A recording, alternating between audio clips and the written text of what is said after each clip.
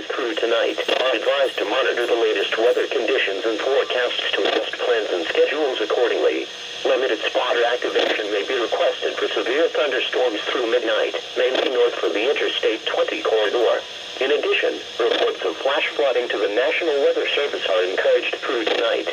And now the hazardous weather outlook for Sunday through Friday. There is a chance of thunderstorms across all of north central Texas daily through Friday. Some severe storms.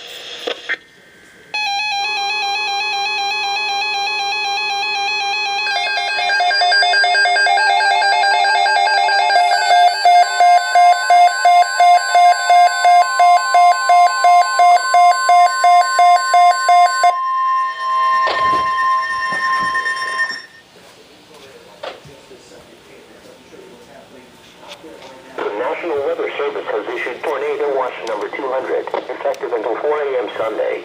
This watch includes the following counties in Texas: Denton and Grayson. Remember, a tornado watch means the conditions are favorable for the development of severe weather, including tornadoes, large hail and damaging winds, and close to the watch area. While severe weather may not be imminent, persons should remain alert for rapidly changing weather conditions and listen for later statements and possible warnings.